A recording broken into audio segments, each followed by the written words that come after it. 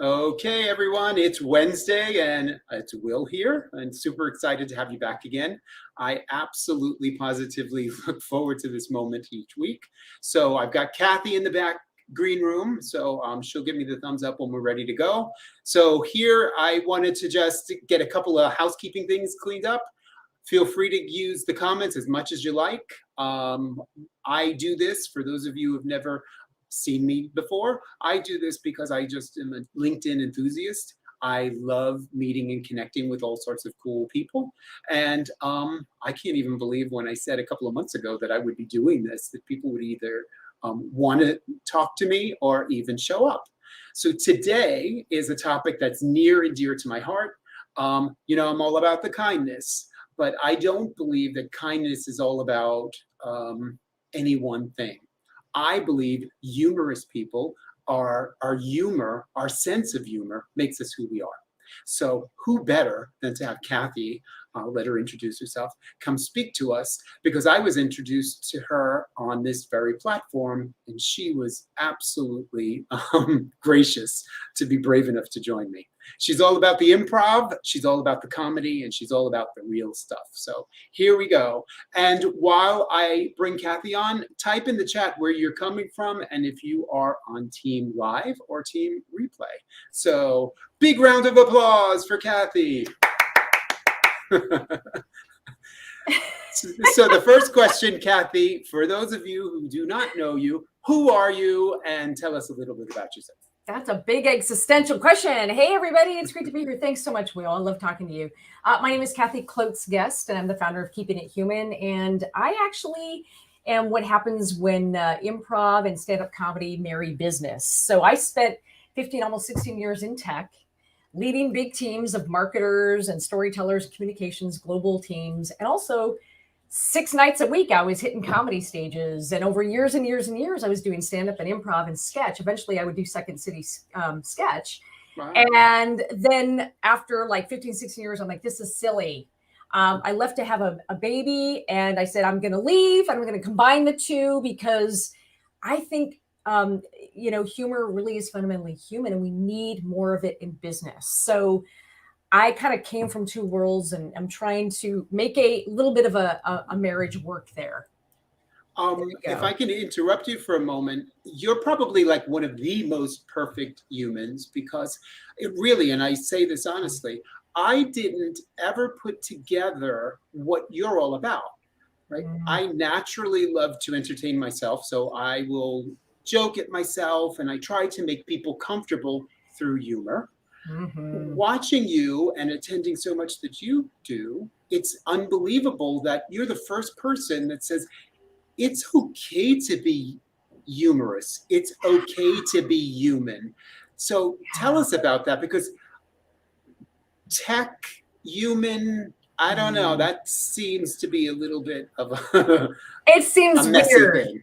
And you are not having an illusion here. You are not seeing things, folks. I do have a green shirt on, so it's like acting like a green screen. So it feels like I'm a floating head. Like you're like, this, what is happening there? It's because I wore a green shirt, but that's what's happening. So yes. It's the coolest effect. When you really step back, it is cool. It's like I'm like in the metaverse, but I don't even really know what it is. So, well, it's interesting because hey, everybody. So here's the thing. So, I'm in tech. I'm running teams. I'm doing comedy at night. I keep bringing humor into the workplace, and little bits and spurts, people accepted it and they loved it, but a lot of people didn't. So I think like a lot of people out there watching.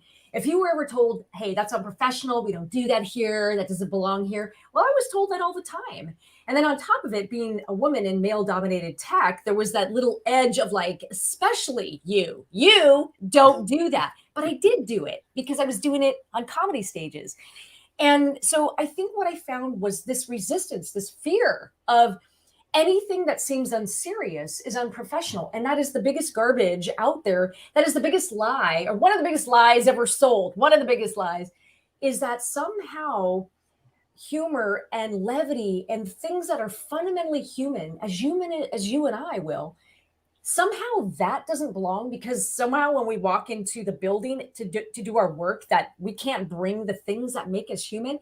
It made no sense to me, no sense to me. But I think like a lot of people, I had to navigate a system and figure out where I could be myself, where I couldn't be myself. Okay, can't do it in this meeting, can do it in that meeting. And it's exhausting because Right. pretty soon, like I think so many people, it leads to disconnection and fragmentation. And like you can be yourself around this group, but over here, you got to leave your humor in the car. Your personality belongs in the car in the parking lot before you enter the building. And it's horrible and exhausting. And it's not normal and it's not right. And it leads to us cutting out the very pieces that people connect with. And humor, I'm here to say, is emotional Velcro, people. It's what people connect to us with. And we cannot leave that out in the car. It's silly. Hallelujah. Absolutely.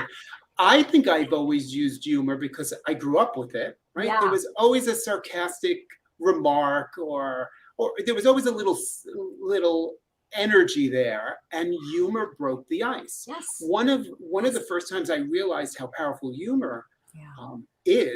was I was a teenager. I had to bring an aunt of mine for a doctor's appointment. And it was really, really a difficult time for her. She'd been through so much. And I'm in a waiting room filled with people. Now, my aunt was like you, right? Big personality. She was going through hell. Yet in that waiting room,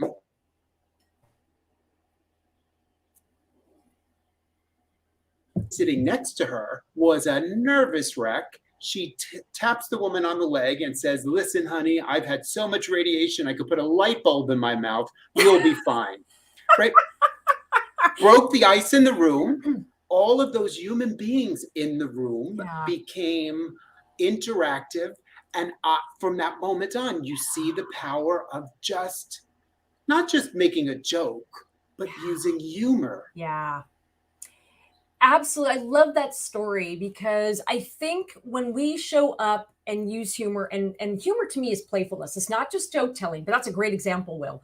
When we show up as ourselves, we are giving people permission to show up as themselves too.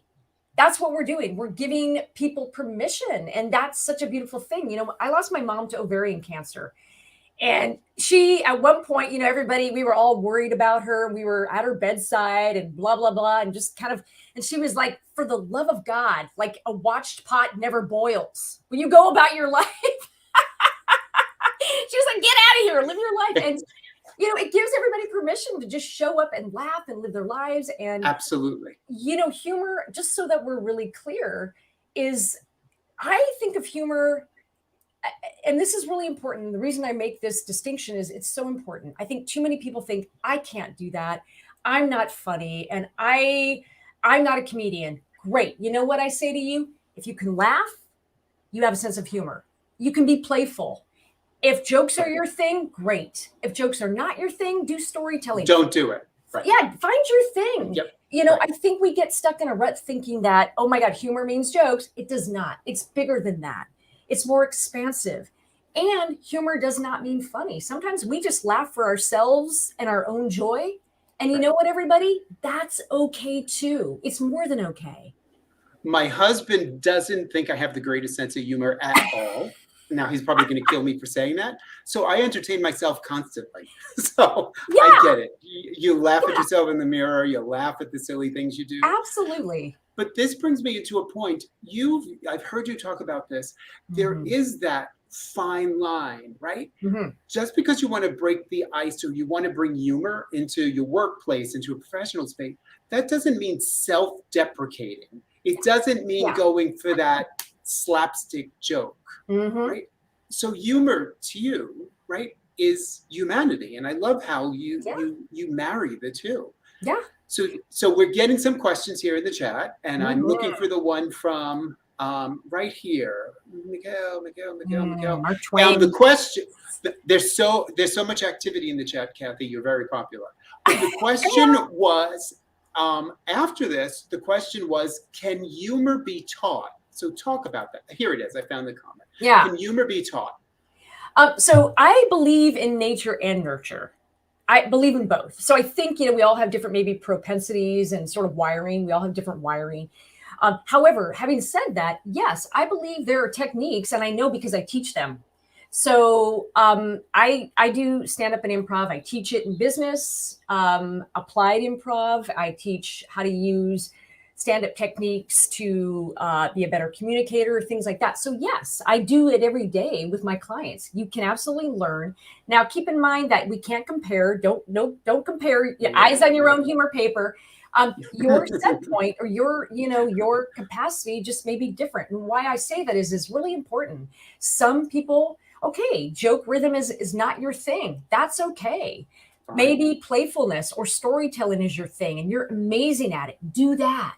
You can find, in the big humor pantheon, there's so many styles. There's slapstick, there's incisive wit, there's wordplay, there's storytelling. There's such a variety and range of humor that you don't have to do the thing that maybe isn't your thing. Do the thing that you're wired for and comes naturally to you and that you really love. So yes, it can be taught. I think the biggest thing is not only can it be taught, I think it's really about having confidence in your voice, giving yourself permission to play and stop judging yourself. Yes.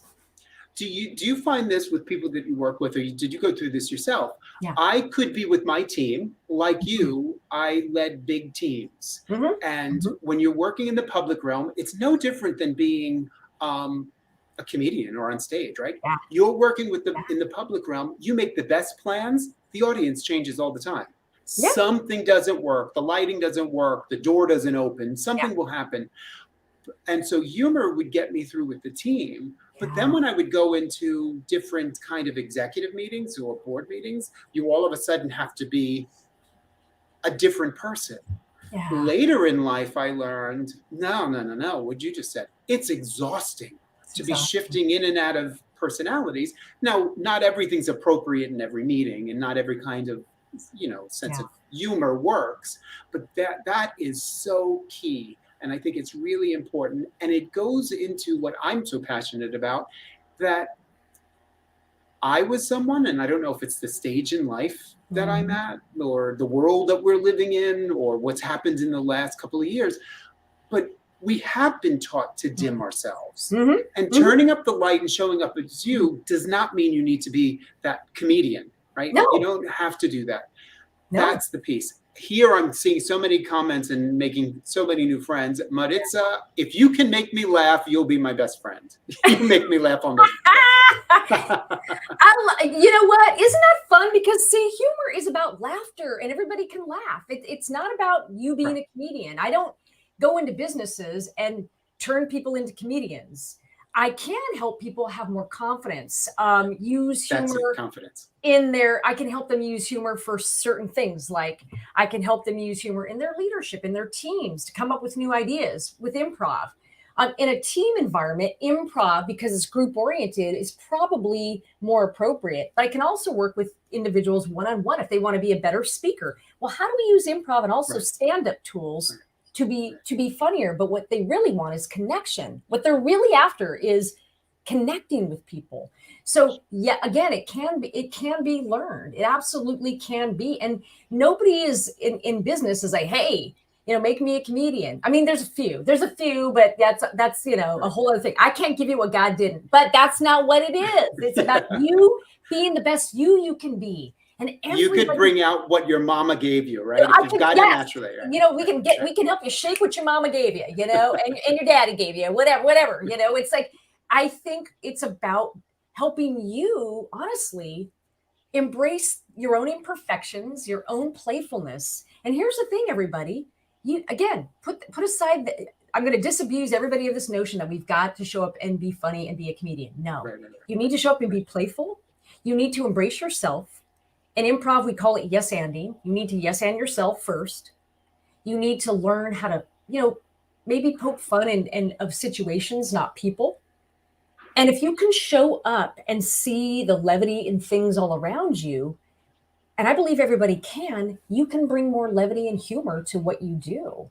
That's Harley's question here. Right? Yeah. It feeds right into that. Some people feel when you're being humorous towards them that you're making mockery of them, right? How can you make a safe and not, how could you make the humor safe, right? I think you have to know your audience. Yeah. Yeah, you have to know your audience. And here's the thing. Here's the reality is that even Humor. oxygen only has a 95% approval rating. Oxygen ain't 100%, babies. It's not. So here's why I say this is that, is there, everyone's looking for the perfect safety valve. There is no such thing. But here's what it is. If you are making fun of situations and not people, you are so much less likely to go wrong. Right. And I honestly don't make it personal. If you don't make it think personal about the person, you are. It's almost risk-free as you can get. Where people go wrong, and here's the thing: people are taught to fear humor. Oh my God, I'll get in trouble. No, most people who use humor are laughing at situations, and they use it really deftly, and they never cross that line. The people who cross that line should be afraid of it because they're usually poking fun at people. So here's the rule. Remember that on the other end of that laughter is another human being. Right. So what's a situation or an experience that you can laugh at, or maybe your own experience? People will only feel that you're mocking them if, you're not taking into consideration their feelings, or if somehow it's about them. But if you're making it about the situation, folks, you're so much less likely to cross that line. And remember, humor isn't jokes, it's playfulness. So what's the situation you can both laugh at? I mean, how many times have you all the time? Yeah, you find yourself at a meeting and you're both bored out of your mind. I mean, you look at your friend, you're laughing because it's just like boring. And it's not even about, it's the situation. It's not about the people. Right. Maybe it's about the people, but it's really about the situation. We'll leave out names, right? Leave out names, no names, no names. It's a professional show. No Alden names. has a really great question. Wonder your thoughts on this. Do you find humor, like spirituality, to be a balancing act when you're trying to be known as a serious influencer? And I think if I'm understanding the question is, we try to have this professional presence on LinkedIn, and we're trying to do this. I think humor works in extremely well. Yeah. As long as you follow the rules you just gave us. You're not touching on hot topics or people. Yeah. You can touch on a topic and put your take on it. Correct. I think if you really are careful about, people, you can teach your friends, they know you, but if you really are careful, then as far as me, I think humor is spiritual. I don't take, here's what I believe, and most comedians and people who have comedy training believe this. And again, I worked in tech for 15 years. I led large teams, people, me, that's right. That's right. And you know what? I was able to connect with people because of my humor. So there you go. I do not believe for 1 minute that we need to take ourselves so seriously. I take what I do seriously. I love my clients. I love what I do, but I know the difference between a comedy stage and a business stage. And I can take what I do seriously, but I don't have to take myself so seriously all the time. And so, yes, do I worry about that balance? Not really, but that comes with, over 20 plus years of doing this stuff, that I accept myself. I know who I am, and I'm grounded in that. So if somebody looks at me and goes, well, humor, she's not serious. Okay. Well, I went to Second City. I've done comedy for over 20 years. I have graduate degrees from Stanford and Berkeley. I led international teams. If that's not serious enough for you, then I don't think you're my people. Right. You know what I mean? I at this point, I got nothing to prove. And so I think, honestly, and I say that because I think a lot of times we're scared to use it, and we think no one will take us seriously. And I'm here to say, folks, if you can't laugh a little bit and be playful, no one's going to take you seriously anyway. Right. I think what has happened, this is my take on it, and I'd love your thoughts. I think the last few years have been tough on everyone, right? We get to know each other virtually, and in this new world that we're in. But I also think we are now looking for content that is real, right? We're kind of tuning out to the overly slick, the overly polished. Why? I think we're all looking to get in touch with our humanity. Yeah. And humor, for me, does that. If I don't have humor in my day, it's like you forgot to take your vitamin D or something. Mhm. I don't know how to describe it. It is something that is incredible. I'm seeing so many comments here, and there's a good friend of mine, Claudia, who's tuning in from Lisbon. Kathy, just so you know, this is an international audience, and we're What? reaching we're reaching the world here. So lots of people Woo! tuning into you, and so Claudia is someone I've known forever and ever and ever. She's originally from Brazil. She now lives in Portugal. We've been friends for years. The two of us have this unspoken language where a glance across a crowded room, we can't even control the laughter, right? That's right. That's There's right. something that does come from within. So I do believe with what you just said, spiritual. There's a It is. connection to the soul that cannot be described.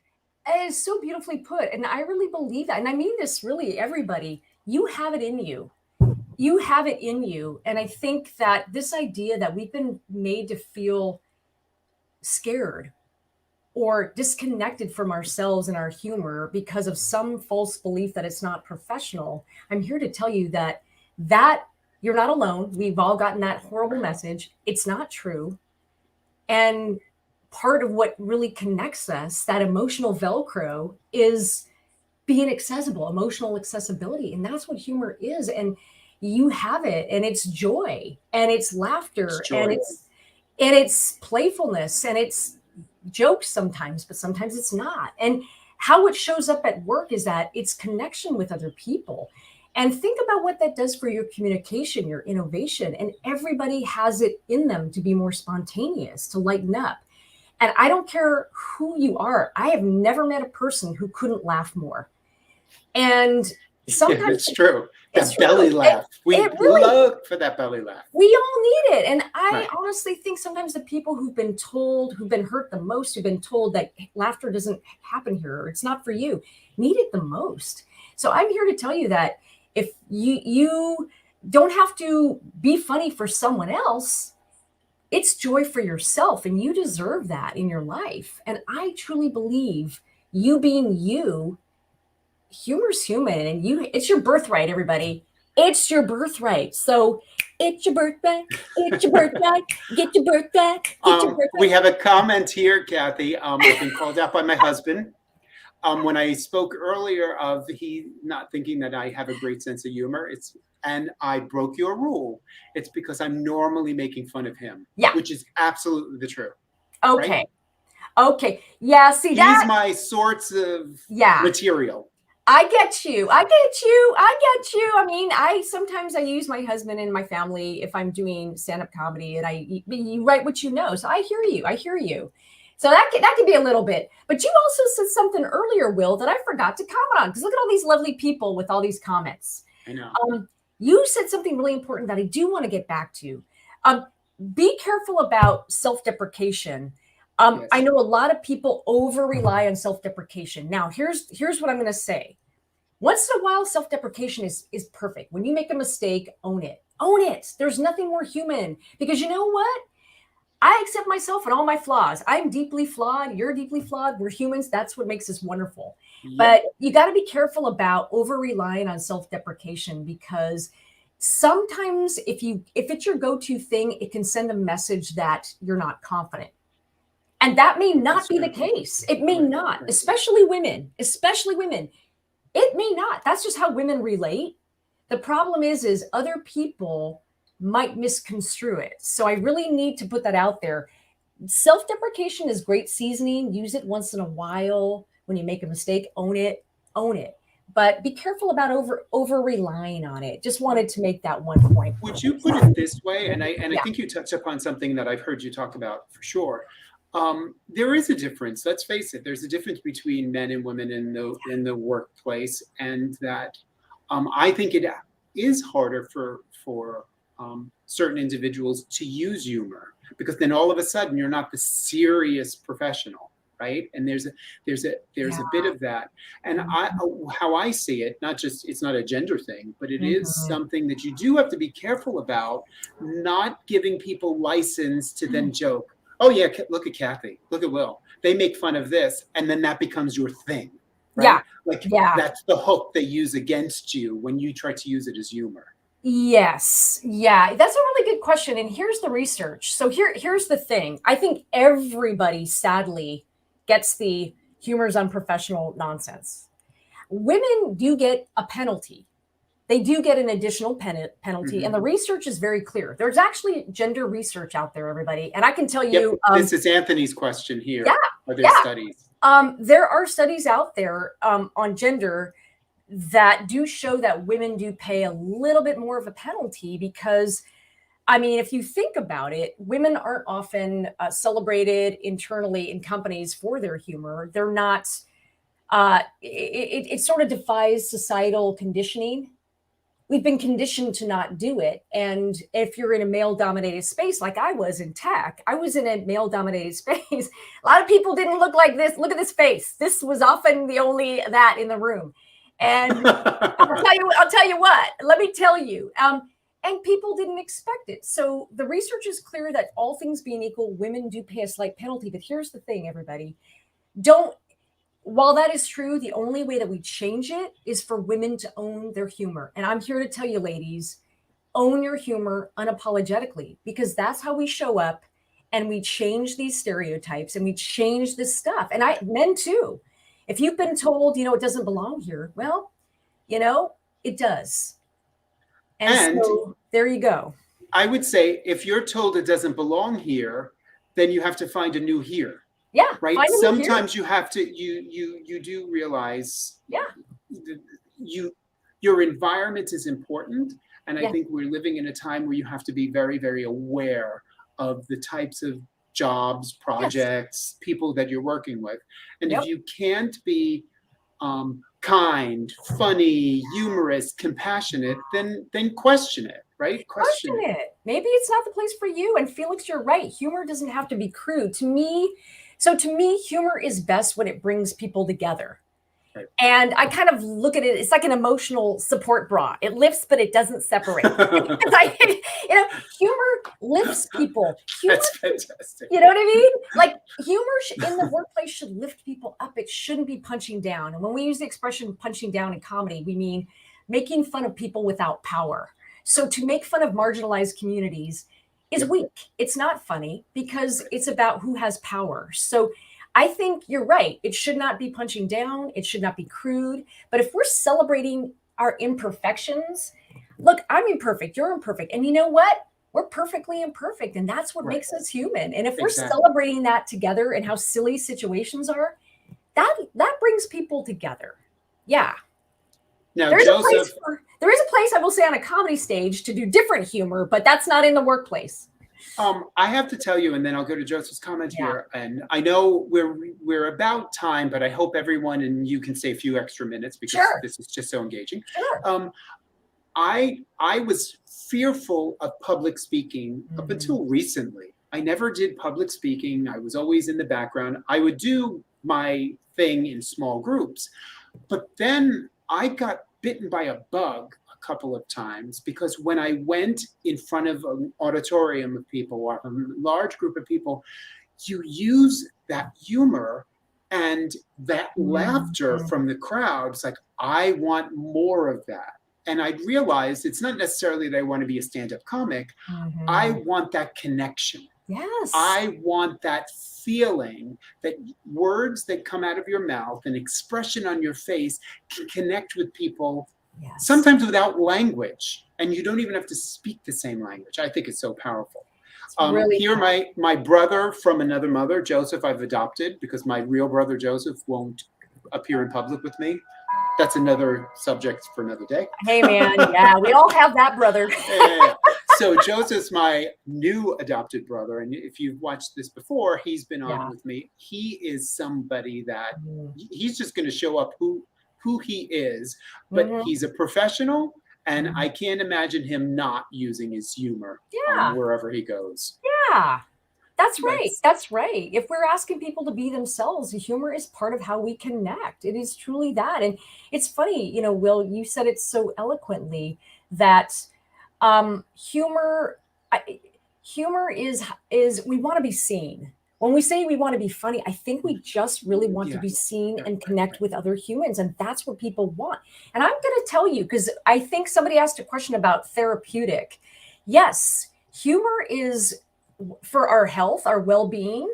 It's, oxytocin and dopamine, Yes, and true. it's cathartic. It brings people together. And the research is also very clear, and in my experience, that not only is humor about connecting, but improv, if I'm using not just stand up, but improv tools in the workplace, which I often do for teams, they are more creative. They come up with new ideas. They work better together. They support each other. Like an improv team, they yes and each other. They have each other's backs. So the creativity and the productivity goes up because the psychological safety of operating like an improv team, psychological safety, everybody. So when we talk about humor, we're not just talking stand up. Remember, we're talking about like acting like an improv team that says, I got you, I got your back. And that creates a psychological safe environment where people can do their best work. So we're talking about humor at a lot of different levels, not just stand up stuff and jokes. Yeah. I think, this reminds me of crying, right? You're my therapist right now while everybody's watching, right? You can sometimes have a really good cry, Yeah. and you find the power of crying.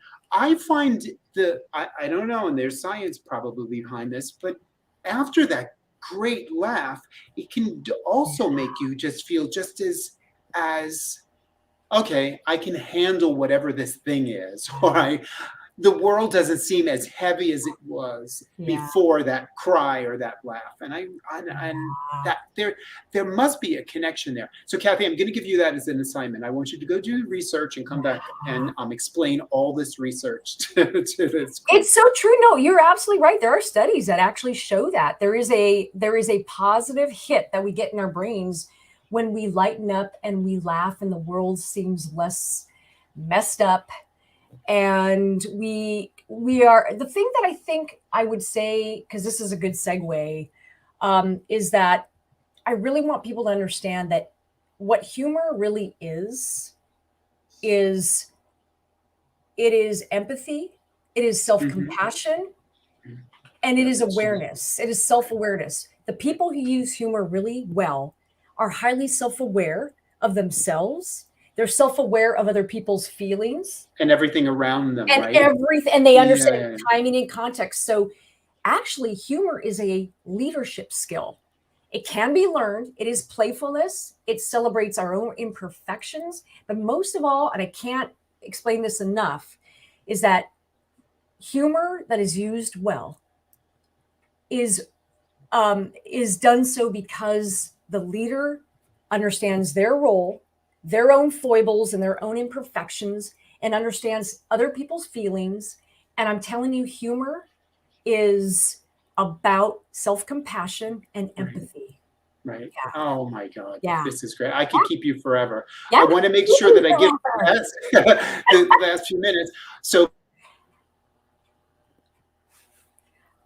Oh no. Will, you froze on my end. He's frozen. I don't know, everybody. I don't know why. I don't know if it's on my end or your end or. there we go. There we go. Okay, the metaverse is taking over. I think I froze. You did freeze, but I heard your face No, said it's it all. probably me for sure. Yeah, I don't know, but I will say it was yeah, we're good. You're good. You're good. Yeah. Are there any more questions that people have? I want to make sure if you've got time. So I know we froze and we bubbled up. So I wanted to, if I'm still connected, because I see also. Oh no. If we're still connected and I didn't lose everyone, I'm putting here where you can connect with Kathy is through her LinkedIn profile. So it's right here at the bottom of the screen, and I'll add it in the comments. And Kathy, if you haven't gone to the great old metaverse and left me completely, I'm hoping that I'm able to put up your website so people can start to follow some of the work that you're doing there or see you in that sort of way. Yeah. And Let's see. you know, the best place to follow me actually is I think my I'm LinkedIn. frozen. Okay. The best place, everybody, if Will, I don't know if you're frozen, like a great ice cream, but delicious nonetheless. Am I back? Um, Am I you can back? follow. Yes, I think you're back. You're back, Will. Okay, while you're doing that, I'm going to say to everybody, but you can follow me on LinkedIn. And again, you know, I just want to leave you with a couple things. If you're interested in getting a little taste of improv, again, stand up is a little bit different, but if you want to understand a little bit more of like improv, I do have a LinkedIn learning course that's free right now. It's called Leading in the Moment, and it talks about playfulness and yes anding and how you can yes and in your life. And it gives you, it's free, it's a little taste of sort of what you might get. And I would say, you know, do yourself a favor. If you have a chance to take an improv class, yes, you will be funnier. It will work your funny muscles. But what it really works is your human, Confidence. your courage, and your confidence muscles. Yep. Yeah. That's great. Yeah. Now I think I'm not frozen anymore. No. So keepingithuman.com, right? That's where we can go to find everything you do, where you're going to be, all the information you want. Mm-hmm. Yeah. Well, Kathy, I definitely have to have you come back, and maybe we'll do it with our good buddy Darren, who had the lame excuse of having to work and not join us today. I mean, really, Well, how could he do that? It's lame, but we love him. Well, you know what we should do is if you have him back, I'll tell you what, I'll come back and I would like to actually, instead of talking about this stuff, why don't we actually do some improv play? And also maybe a few stand-up things, and I can show you a couple of stand-up tools, and we make it interactive if you want to do that. Oh my God. Yes, yes, yes. Let's do that. Yes, yes, yes. Oh, I am thrilled. I can't believe the time has gone so quickly. I appreciate your time here today. And everyone who is watching it live or in the replay, make sure you connect with Kathy. You're going to learn some things to just boost your confidence. It's amazing stuff. You're worth it. You're worth it. You guys, playfulness and humor is your birthright, and you're all amazing. So stop telling yourself that it's unprofessional. It's not. It is not. It's absolutely. Well, thank you, Kathy. Thank you for everyone who's tuned in, and be sure to reach out. Keeping it human. That's what we're all about, right? That's it. Take care, everyone. Bye. Bye.